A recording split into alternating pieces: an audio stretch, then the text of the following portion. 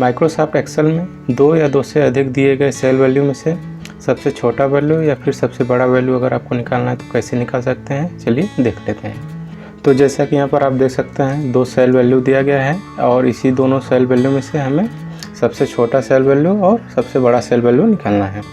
तो सबसे पहले हम छोटा वैल्यू निकालेंगे। तो इसके लिए आपको मीन का फार्मूला यूज करना पड़ेगा, इक्वल टू मीन।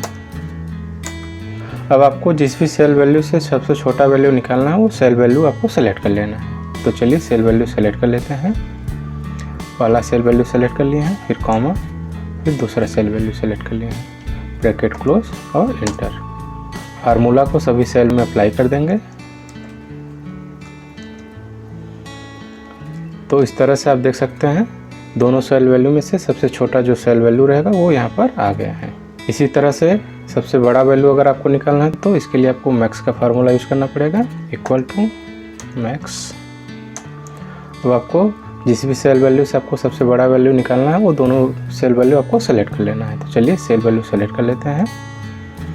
पहला सेल वैल्यू सेलेक्ट कर लिए हैं, फिर कॉमा, फिर दूसरा सेल वैल्यू आपको सेलेक्ट कर लेना है, फिर ब्रैकेट क्लोज और इंटर।